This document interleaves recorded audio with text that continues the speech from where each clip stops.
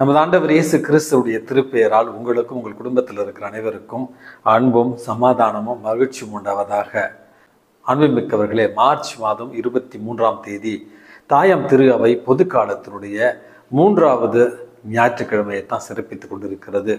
இந்த ஞாயிற்றுக்கிழமையில நமக்கு கொடுக்கப்பட்டிருக்கிற 3 வாசகங்களுமே இறைவனுடைய அன்பையும் இரக்கத்தையும் புரிந்து கொண்டு மனமாற்றத்தோடு கூடிய ஒரு வாழ்வில் நாம் ஒவ்வொரு நாளும் கனிதரும் மரங்களாக மாற வேண்டும் என்பதைத்தான் இந்த 3 வாசகங்களும் நமக்கு தெளிவுபடுத்துகின்றன.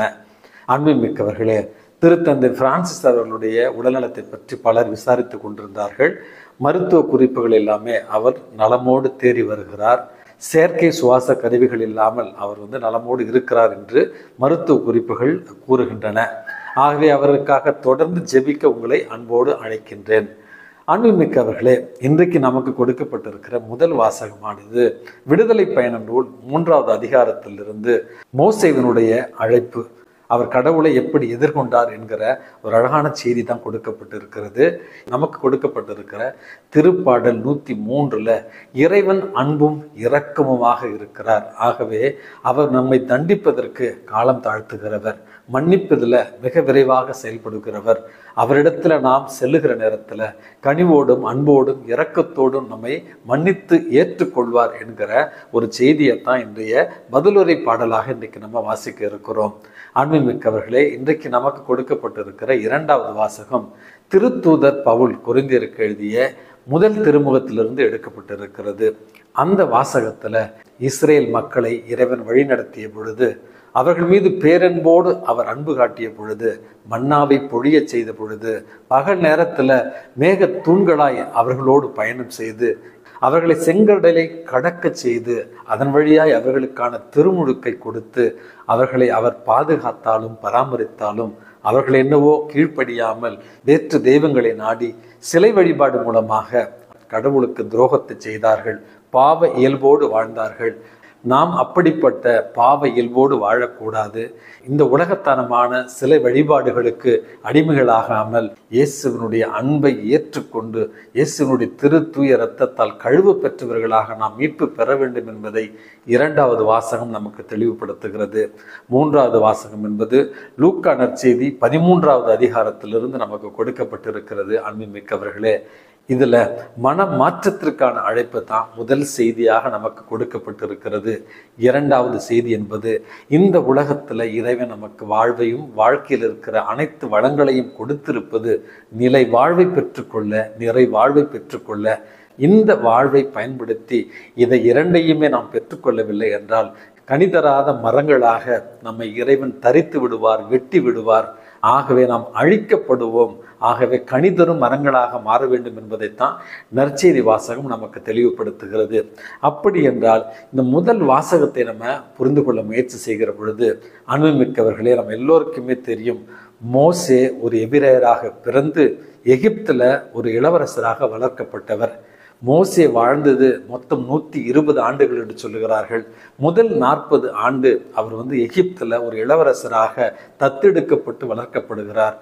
2வது 40 ஆண்டுகள் எகிப்திலிருந்து தப்பி ஓடி மிதியான் நாட்டில் திருமணம் செய்து 2 குழந்தைகளுக்கு தந்தையாகி அவர் ஆடு மாடுகளை மேய்த்து வனாந்தரத்தில் சுற்றி திரிந்த அந்த ஒரு 2வது வாழ்க்கையினுடைய கடைசி பகுதியில தான் 80வது வயதில தான் மோசே முட்புதரின் வாயிலாக கடவுளை சந்திக்கிறார். அன்புமிக்கவர்களே, வான தூதரால் வழிநடத்தப்பட்டு முட்புதருக்கு அருகே சென்ற மோசேவை கடவுள், இது புனிதமான இடம், உன் காலணிகளை அகற்றிவிட்டு வா அப்படின்னு சொல்லி கடவுள் தன்னை அறிமுகப்படுத்துகிறார். தன்னை ஆபிரகாமின் கடவுள், ஈசாக்கின் கடவுள், யாக்கோபின் கடவுள் அப்படி என்று அறிமுகப்படுத்தி மோசே அவரிடத்துல நீங்கள் யார் என்று கேட்டால் நான் என்ன பதில் சொல்லுவது என்கிற ஒரு கேள்விக்கு இருக்கின்றவராக இருக்கின்றவர் நாமே, அதாவது நாமே இருக்கின்றவர் அப்படி என்று இந்த மக்களிடத்துல போய் சொல் அப்படி என்று தன்னை அறிமுகப்படுத்திக் கொள்ளுகிறார் நம்முடைய கடவுள். அன்புமிக்கவர்களே, இந்த உலகத்துல துன்பத்தில் இருப்பவர்கள், துயரத்தில் இருப்பவர்கள், அழுகையோடு இருப்பவர்கள், பற்கடிப்போடு இருப்பவர்கள், வேதனையோடு இருப்பவர்கள், இவர்களுடைய குரலை இறைவன் கேட்கிறார்.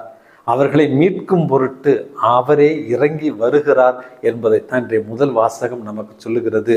எகிப்தில் அடிமை தளத்தில் இருந்த மக்களை மீட்க அவரே இறங்கி வருகிறார். அன்பு மிக்கவர்களே, இதோ இந்த செய்தியை கேட்டுக்கொண்டிருக்கிற என் அன்பு உறவுகளே, துன்பத்திலும் துயரத்திலும் அடிமைதனத்திலும் வாழ்ந்து கொண்டிருந்தால் இறைவன் உங்களுக்கு கொடுக்கிற செய்தி, உங்களையும் என்னையும் மீட்கும் பொருட்டு அவரே இறங்கி வருவார், நம்முடைய அழுகுரலை அவர் கேட்கின்றார் என்கிற முதல் செய்தியை தான் உங்களுக்கு நான் கூறிக்கொள்ள விரும்புகிறேன்.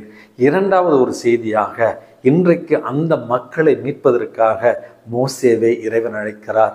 இந்த உலகத்தில் இருக்கிற துன்பங்களையும் துயரங்களையும் அழித்து ஒழிப்பதற்காக, இறை அரசை இந்த உலகத்தில் நிறுவுவதற்காக இறைவன் உங்களையும் என்னையும் அழைக்கின்றார். அவர் தகுதி உள்ளவர்களை பார்த்து அழைப்பது கிடையாது. தகுதியற்ற மோசேவை அழைத்து அவரை தகுதி உள்ளவராக மாற்றுகிறார். அன்பு மிக்கவர்களே, அவருடைய 3வது 40 ஆண்டுகள் விடுதலை பயணத்தில் மக்களை வாக்களிக்கப்பட்ட நாட்டிற்கு அழைத்து சென்ற ஒரு வரலாறைத்தான் அவருடைய 3வது 40 ஆண்டுகளில் நம்ம பார்க்கிறோம்.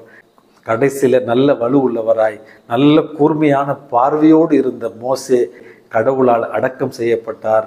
இது நாள் வரையில் அவருடைய கல்லறை எங்கு இருக்கிறது என்று எந்த மனிதராலும் அறிந்து கொள்ள முடியவில்லை என்பதோடு மோசேவை அழைத்த இறைவன் அவரோடு வழிநடந்து அவரை உயர்த்தினார் என்கிற செய்தி உங்களுக்கும் எனக்கும் கொடுக்கப்படுகிற செய்தி. தாயின் கருவில் உருவாக முன்னரே உன்னை நான் அறிந்திருந்தேன், உன்னை பெயர் சொல்லி அழைத்திருக்கிறேன் என்கிற கடவுள் உங்களையும் என்னையும் அவருடைய பணிக்காக அழைக்கிறார். அவருடைய அழைப்பை ஏற்க நீங்களும் நானும் தயாரா என்கிற கேள்விக்கு இன்றைக்கு பதிலளிப்போம். நற்செய்தி வாசகத்தில் நமது ஆண்டவர் இயேசு கிறிஸ்து இந்த உலகத்தில் மனம் மாற்றத்திற்கான அழைப்பை கொடுக்கிறார். பிலாத்துவால் கொலை செய்யப்பட்ட கலிலேயர்கள் நல்லவர்களா கெட்டவர்களா, அல்லது கோபுரம் இடிந்து விழுந்து அந்த கோபுர இடிபாடுகளால் இறந்தவர்கள் நல்லவர்களா மற்றவர்கள் நீதிமான்களா அப்படிங்கிற கேள்விக்கு இல்லவே இல்லை. நீங்களும் மனம் மாறாவிட்டில் இறந்து போவீர்கள், அழிந்து போவீர்கள் என்கிற செய்தியைத்தான் இன்றைக்கு நம்முடைய மைய செய்தியாக கொடுக்கிறார் நமது ஆண்டவர் இயேசு கிறிஸ்து. அதை விளக்குவதற்காகத்தான் இன்றைக்கு கனிகொடாத அத்தி மரத்தினுடைய அந்த மரத்தை பற்றின உவமை நமக்கு கொடுக்கப்பட்டிருக்கிறது. தந்தையாகிய கடவுள் இந்த வாழ்க்கையை நமக்கு கொடுத்து இந்த வாழ்க்கையில் 3 ஆண்டுகள் காத்திருக்கிறார். நமது ஆண்டவர் இயேசு கிறிஸ்துவின் வழியாக நல்ல போதனைகளையும் நல்ல வாழ்வியல் கருத்துகளையும் நமக்கு கொடுக்கிறார்.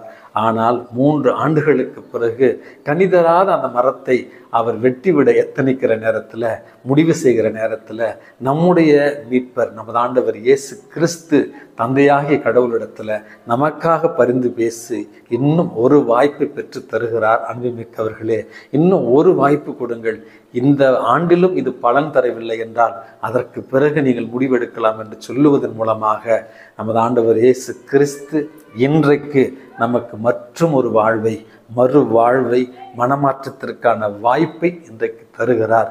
அன்புமிக்கவர்களே, 2 நாட்களுக்கு முன்பாக நான் ஒரு செய்தியை ஷேர் பண்ணியிருந்தேன். அதாவது டிராகன் விண்கலம், அமெரிக்க நாட்டினுடைய விண்கலம் 7-8 மாதங்களாக விண்வெளியில் அது இயந்திர கோளாறு காரணமாக 7-8 மாதங்கள் அது விண்வெளியிலே இருந்தது. அதிலிருந்து உயிரோடு மீட்கப்பட்ட 4 விண்வெளி வீரர்களில் யூஜின் வில்மர் என்கிற ஒருவர் தான் காப்பாற்றப்பட்டது. தன்னுடைய வெற்றியினுடைய ரகசியம், தன்னுடைய வாழ்வினுடைய மூலதனம் எல்லாமே தன்னுடைய கிறிஸ்தவ விசுவாசம், 2வது தனது மீட்பர் இயேசு கிறிஸ்து என்று பிரகடனப்படுத்தி இருக்கிறார். இவருடைய வாழ்வு நமக்கு சொல்லித் தருகிற பாடம் என்பது, இந்த மண்ணுலகின் வாழ்வில் நம்முடைய வாழ்வு என்பது பிறருக்கு பலன் தருகிற, கனி தருகிற ஒரு வாழ்வாக இருக்க வேண்டும் என்பதைத்தான். இந்த அழைப்பை பின்பற்றி கனிதரும் மரங்களாக, மனமாற்றத்தில் இயேசுவோடு ஒன்றிணைந்து வாழ்கிற மரங்களாக மாற இறைவனிடத்தில் மன்றாடி ஜெபிப்போம்.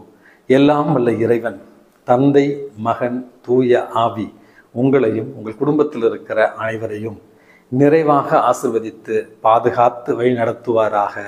ஆமேன்.